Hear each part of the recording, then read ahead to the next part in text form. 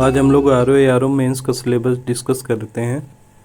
तो सबसे पहले इसमें क्या आएगा, इसमें सबसे पहले हमारा जीएस का एग्ज़ाम होगा। तो इसमें 120 क्वेश्चन आते हैं और समय रहेगा आपका 2 घंटे यानी 120 मिनट। ठीक, और ये हमारा ऑब्जेक्टिव टाइप प्रश्न पत्र होता है और इसका सिलेबस वही है जो प्रीलिम्स में होता है। तो आपको जीएस एक बार अच्छे से कर लेना है, उसके बाद आपको कोई समस्या नहीं होने वाली। और इसमें निगेटिव मार्किंग भी होती है 1/3 की। कितनी? 1/3 की। तो इसको आप याद रखिएगा कि इसमें कोई भी मतलब चेंज नहीं है सिलेबस में। बस वहाँ पे 140 क्वेश्चन आते हैं और यहाँ कितना आएगा, तो यहाँ आएगा 120।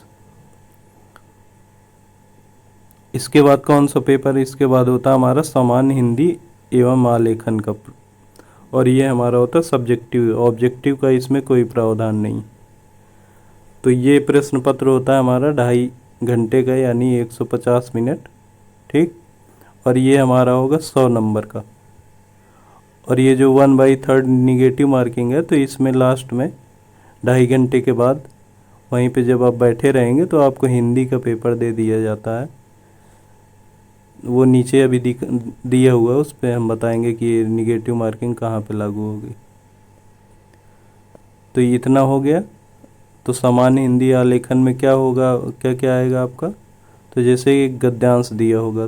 गद्यांश आपका 21 नंबर का होता है और इसमें 3 चीज़ें पूछी जाएंगी, जैसे शीर्षक हो गया, सारांश हो गया और रेखांकित अंशों की व्याख्या। तो शीर्षक आपसे पूछेगा, एक अनसीन पैसेज यानी गद्यांश दिया रहता है तो उसका आपको शीर्षक बताना होगा, 3 अंक उसके मिलते हैं।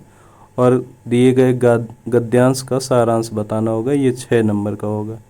और रेखांकित अंश दिए होंगे तो उसकी व्याख्या करने के लिए आपको 3 अंश दिए होते हैं, 3 या 4, 2 जो भी होगा। तो ये आपका 12 अंक का होता है। इसके बाद है पत्र। पत्र में आपका एक पत्र है सारणी रूप यानी टेबुलर फॉर्म। तो किसी दिए गए सरकारी पत्र का आपको सारणी रूप यानी टेबुलर फॉर्म बनाना होता है। सारणी रूप दिए होगा तो आपको पत्र का स्ट्रक्चर बनाना होगा। ये आपको पूरा 15 अंक का क्वेश्चन होता है। तो ध्यान रखिएगा इसको कि इस पे अगर आपका सही हुआ तो पूरे में पूरे अंक मिलते हैं। ये एक तरीके से गणित है। और इसके बाद भी पत्र हैं। तो ये जितने भी पत्र दिए गए हैं तो इनमें से 3 प्रकार के पत्र आपसे पूछे जाएंगे। इतने सारे हैं जो भी आप दिए गए हैं यहाँ पे, शासकीय पत्र, अर्धशासकीय पत्र, कार्यालय आदेश, ज्ञापन, परिपत्र, विज्ञप्ति, टिप्पण, प्रतिवेदन, अनुस्मारक, पूरे हम लोग इस चैनल में कंप्लीट करेंगे। और ये हमारा कितने अंक का होता है, 3 करने होते हैं। कोई भी 3 मतलब आएगा, करने नहीं होते, जो भी आएगा वही करना होगा। और ये 24 अंक का रहेगा हमारा। तो कितना हो गया पत्र, 24 ये 15 ये यानी 39 अंक के हमारे पत्र हो गए। ठीक, इसके बाद बहुत ही इम्पोर्टेंट टॉपिक है प्रशासनिक शब्दावली, जो अपने चैनल पे चल रहे हैं और मेरे द्वारा इसको कवर किया गया है। तो प्रशासनिक शब्दावलियाँ 10 शब्द पूछे जाते हैं और इसमें 5-5 शब्द होते हैं। 5 होंगे आपके अंग्रेजी से हिंदी में लिखने के लिए और 5 होंगे हिंदी से अंग्रेजी में। अगर अंग्रेजी में दिए होंगे तो हिंदी लिखनी होगी, हिंदी में दिया होगा तो अंग्रेजी लिखनी होती है। ये तो पूरा याद करने वाला टॉपिक है और ये 20 अंक का बहुत ही इम्पोर्टेंट टॉपिक होता है। इसके बाद क्या है, इसके बाद है मुहावरे एवं लोकोक्ति। तो ये भी आपके 5 शब्द दिए होंगे, 5 मुहावरे, उनका वाक्य प्रयोग करना होता है और प्रत्येक 2 अंक का होगा। और ये हमारा कितने का है, तो ये हो गए आपके 10 अंक। तो कितना हो गया हमारा, 10, 10, 20, 10, 30 है ना, 24 और 15, 24, 15, 39 और आपका 30 ये हो गया।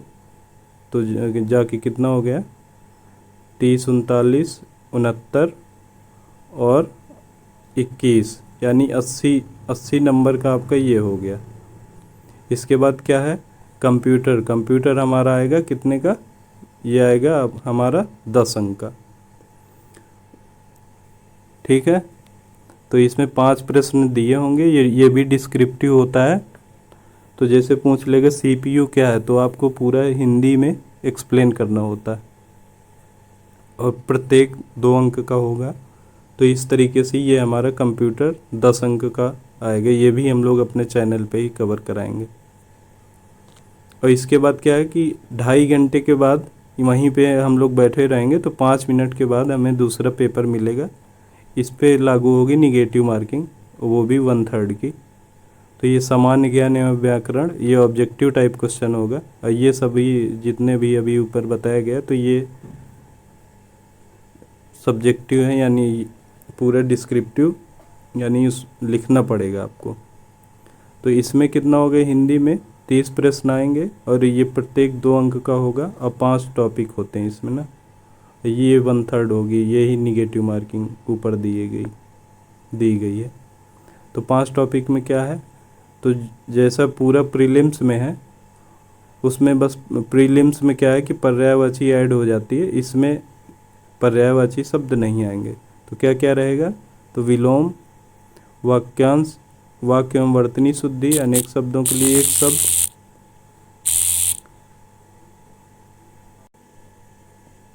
तो क्या क्या हो गया इसमें, वाक्य एवं वर्तनी शुद्धि, अनेक शब्दों के लिए एक शब्द, तत्सम एवं तद्भव, विशेषण एवं विशेष, केवल पर्यायवाची इसमें नहीं आएगी। ठीक, इसके बाद है हमारा अगला पेपर निबंध का, और ये हमारा दूसरे दिन होगा। पहले दिन हमको कितने पेपर करने, 2।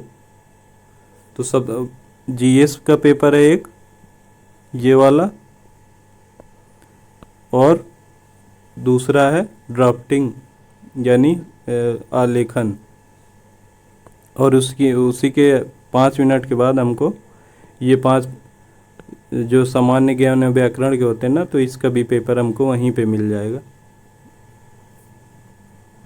इसके बाद हम लोग आते हैं हिंदी निबंध, ये हमारा होगा अगले दिन, और ये होता हमारा 1 घंटे का।